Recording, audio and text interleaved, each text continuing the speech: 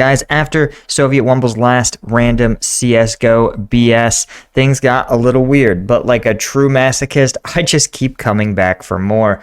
Let's get into random CSGO BS, part 5.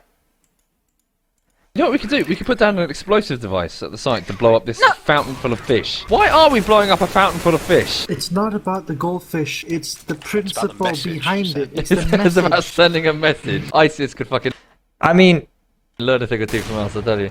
okay, actually, here's the funny thing is that in Iraq, especially, one of the goals of the Al-Qaeda in Iraq and the terror organizations that supported that were in that sort of orbit was their goal was to destabilize efforts to build a stable Iraqi government, right? People are going to support a government that ultimately delivers improvements in their lives. And so that was the battle, was to make the lives of average Iraqis better. That was the entire goal of the U.S. campaign and the Iraq government that it supported.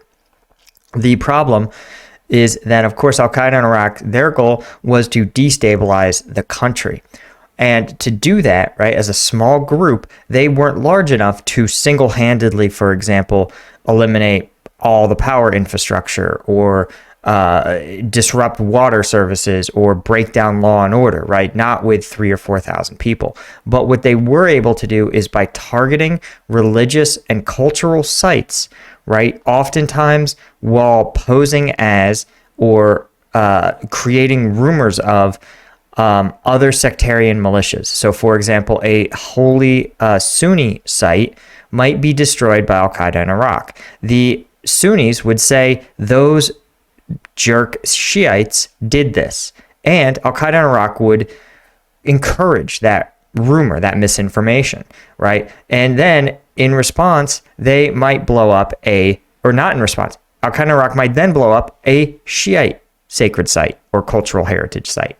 And then the Sunnis would go, oh, those Shiite jerks, right? So what you create, of course, is resentment on both sides and a normalization of violence as a way of getting back.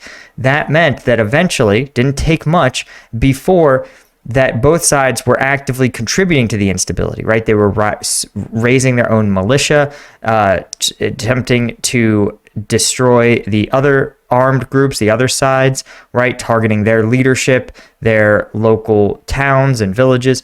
And it became a really unstable, difficult to manage region.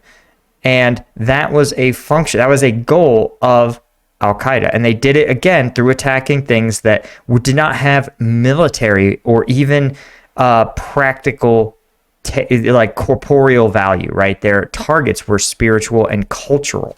It'd be great if they learned a thing from us, because then they'd be Completely fucking not useless. a fucking threat to anyone. Let me flashbang the site. Ready? Do it. Surprise, motherfucker! Oh my god! Wow, that was some serious trolling. I really thought they were going to flash themselves. How did neither of us notice that guy? What?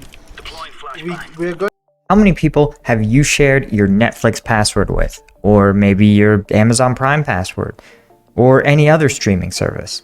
I know we have lots of friends' passwords, and we've given out more than a couple of our own. The average consumer has 90 different accounts. Do you have 90 different unique passwords? If you don't, if someone is able to obtain one of your passwords, there's a good chance that they can use it to get access to multiple accounts.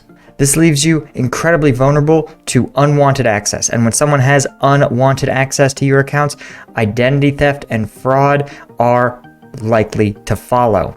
If you think it can't happen to you, know that Americans lost $56 billion last year to identity fraud. That's why I'm excited to partner with Aura, who's sponsoring today's video. Aura is identity theft protection service, a VPN, a password management system, and fraud monitoring, all combined into one easy-to-use app. Aura monitors the dark web for your emails, passwords, and social security numbers, and alerts you if they are leaked online within 24 hours. When it comes to fraud, every second counts. You can connect your bank and credit card information to get notified of changes 4 times faster than Aura's competitors. And their VPN allows you to stay anonymous online by securing your browsing history and traffic. And their antivirus software blocks malware and viruses before they infect your device. And should your identity be compromised, Aura comes with $1 million of identity fraud insurance and a US-based customer service team that's ready to help you resolve any incident. Don't put yourself at risk. Try Aura for free for 2 weeks and see if your personally identifiable information has leaked online. Check out aura.com/MHGR. That's AURA.com/MHGR. Link is in the description. And thanks again to Aura for sponsoring today's video. You know the daddy box. There we go. They pulled a fast one. I really thought it was going to happen before, but now they flashed themselves. Oh my god. Throwing flashbang. Oh, you let them through? You let them through? Suck at this game. I'm doing something people do every day, okay? What is he doing? Oh, come on, man. You gotta have push to talk. No. You gotta close the door. Oh, this is gross. Dude, I don't need this. Fucking way. I don't need this, fucking man. Animal. Yeah, it's gross. Come You're an on. absolute disgrace. Oh. No. Peek middle. Yeah. See if I get tracked in 3, 2, 1. That's pretty good. Why do I suck so much today? No one's gonna jump on that. Do you see any? No. Can you not? I got your back. Good comes to me naturally, my friend. Really? Long smoke. Everyone just melts every time Cake speaks. Hello, Kate. Hey, Cake. Hello. Hello, Cake. Is Cake like a VTuber, one of those VTubers that uses a fake voice mod? Be someone so cute. Oh, Done. match point. Are we winning? No, wait. We will now. Got my Nova. Yay. All aboard the down rank train. Sorry, I don't want to go to work. You have the wonderful option of not to, because technically playing games and recording it is your work. as well. You are working right now. Working right. Okay, I gotta say, I am not yet at the point where I don't stream enough, and I haven't been streaming for long enough to hate it. It does feel pretty cool, especially to tell your parents to be like, hey, well, my workday, the second half of my workday, consists of me preparing for and then playing video games while streaming. That's a pretty good troll, given the fact that, for most of my childhood, my parents told me that I needed to stop playing video games. And I listened to them, and I shouldn't have, because if you've been on my streams, I'm actually pretty terrible. That pisses me the But the other thing I will say is that it's more work than I realized. And I say this again as someone who's like, I'm not a 20-year-old who's never had a job, right? Like I started this at 35 as a full-time creator, and being on for stream, like just having that level of activity is actually like work. It's like it's sort of like I'm naturally an introvert. And so it's sort of like the same way that like going to a party can sometimes feel a little bit like work. Like there's all these people, you have to talk to them, and even if you're like enjoying the conversation, it's still like mental and emotional work to like keep it going. Does that make sense?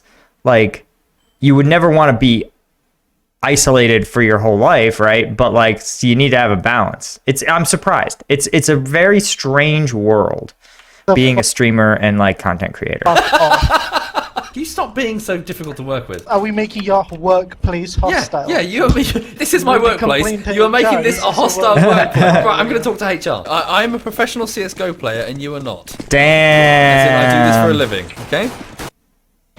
Watching heaven. Behind you! What the? I thought you were watching. Yeah, I've stopped paying attention. Oh! Okay, about the whole being able to rely on me. Professional CSGO player, he says. I never said I was any good. Wait. On an iPhone, keep Nice. moving. This reminds me when so years ago when I was fighting MMA, right? I never fought at any high level. I was always for like kind of like mid-tier to lower mid-tier promotions. But I was also on an active duty, right? I was an active duty military. And for a couple of times, there were fights that were held on the military base. And so technically I was put on orders to fight in these events, right? I was going to anyway, and basically being technically ordered to do something means that if you get hurt, the military will go, well, we did tell you you could do that, or you had to do that. And so, getting written orders that say, yes, you will participate in this civilian athletic event. We think it's for the best interest of the Army to have someone like you. But it meant that technically, despite being like a 3-2 amateur or something, like a 4-2 amateur at the time, I was the highest paid fighter on that card, which is just a testament to just how little money MMA fighters make. Fucking damn it, Ned, you piece of... good job. Why have you got to be nice? It's part of my reimagination. I'm rebranding myself as the nice guy. I've seen a thread on Reddit. What? Tell me more. It's all about how when people get famous, they be bad. So I'm going to rebrand myself as the nice You're famous? guy. I good now. I good. I'm picking a banana. You can peek at my banana. No. You lasted all of about 7 seconds. Oh man, the thing is, Cyanide was a bad person before he was famous. So like, it's sort of like the Ninja effect. Ninja was like kind of a sarcastic, biting, high-skilled player who like talked a little shit. And then when he got super famous at Fortnite, he actually tried to brand himself as a super nice, wholesome, kid-friendly creator, which I think was actually a great move because Fortnite's a game for kids, and you can't be that much of a jerk and still get like welcomed into the larger celebrity world. However, some people are like, oh, it backfired on him because now he only streams to 10,000 people. And it's like, 1, 10,000 people is a boatload of people. 2, Ninja got really famous and made a lot of money, and now he can just do whatever the hell he wants. He could stream anything, right? And he's gonna be fine. So, and at the end of the day, he was for a time the biggest creator on the biggest streamer in the world. Though I think Asmongold may have just beaten some of his records by streaming Lost Ark. Okay. Nice. Nobody expects a pro. Did you lose it? Well done. Yeah, because these faggots push palace around every single round. I like how every single member of ZF will not take responsibility for the bomb. Reload. Yeah. Before you go in. Fake. What does that mean? Go in the... Oh god. Catch. Hard. Oh god. Oh shit. Oh no. Get it up. I got it. Oh come on. Jesus Christ. He's such a bad Jesus. I tried. I can't talk smack, right? You've seen me lose some very winnable gunfights in Tarkov. If you've come join me on stream, which twitch.tv/combatvetpaul, Team Fortress 2, Tarkov, and maybe some live reactions here and there. That was so high pitched. Got him. One dig. One dig. I find that I often do better at Counter-Strike whenever I really, really need to poo. I think there's a correlation here. So you need something up your bumhole? Well, that doesn't really matter. You're always full of shit. God fucking damn it. Oh! Take over the bot, one more. Don't Take take over over the the bot. boss? Don't take over the bot. Don't take over the bot. Just Hang on. don't do nothing. Just watch. Got the bot. Why did... Rotary, why'd you tell him to take over the bot? Fucking I did not know you could take over the bots after you died. idiot, Rotary.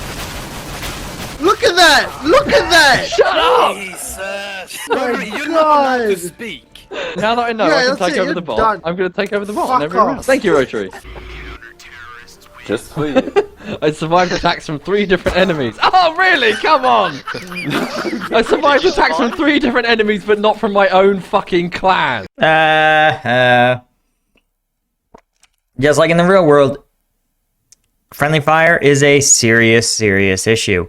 There's especially intense, high-stakes urban combat like this, where it's very dense and it's hard to control your shots, and your team is going to be potentially operating very, very close to you.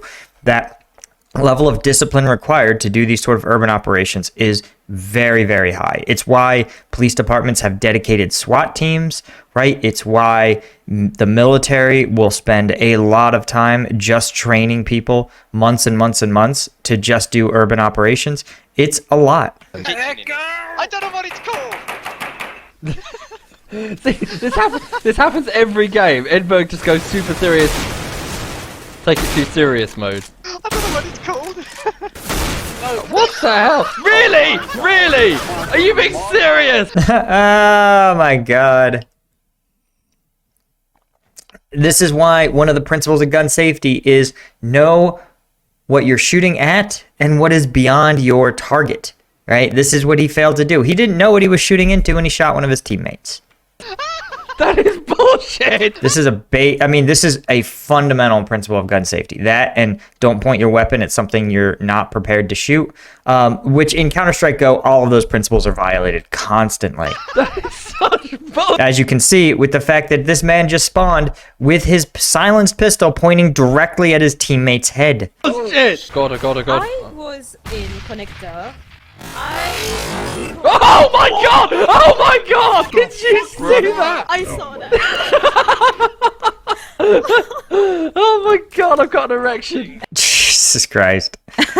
I only commute with McDonald's workers. Cheers. Hooray! MVP! Sovietwomble dodged 2 players with fire. Do not mention those 2 players. Those 2 players were Fucking teammates. hours.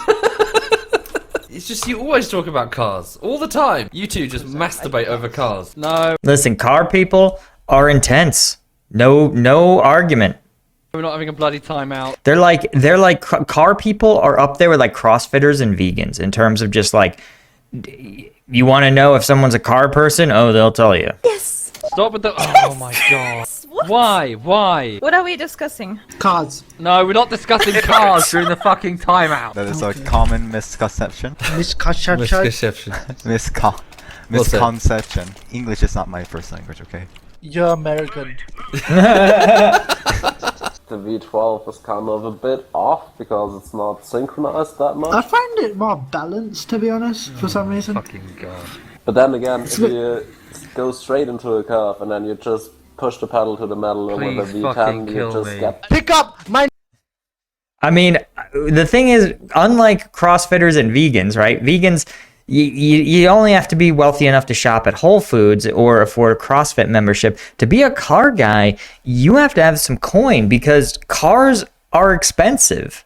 And so for Cyanide to know a lot about a lot of different cars, he either has money to rent them all and take them to a track, or he owns them all, which would be wildly wealthy. Negev. Pick up my goddamn Negev. I mean, for context, when I started dating my wife, she was like, one of the things that she was like, really, she thought was great was that I had a car.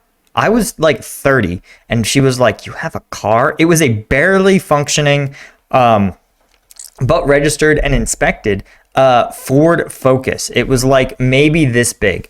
But in a city, you're like, whoa, you can afford to register your car? Where do you park it? And you're just like, in my parking spot. And they're like, you must be loaded. It's like, yeah, I have a steady job. Dude, pick it up. Seriously, I'm not joking, dude. Thank you. I appreciate that, sheep. I appreciate you. 0-10? 0-10? What does that mean? The guy on their team has It's KD. 0 kills and 10 deaths. He has been literally next to useless. Oh, this is gonna be an ace. You're not gonna kill the last guy. Shut up. It's the really bad guy, by the way. Oh yeah, it's a Oh, guy is last. Oh my god! Wow. No way! You were killed by the worst man on their team! Hey, I'm 22! And he killed him! Are you serious? I'm 20! What is this? I quit on this game. Ah. All right, guys. Thanks so much for joining me on this video. Thanks again to today's video sponsor, Aura. And of course, thanks to our Patreon members, right? This is the Lieutenant Tier Patrons, Cole Foster, Caffeinated Chris, Command Unit, and Jakob Flavius. Thanks again, guys, and I will see you in the next one.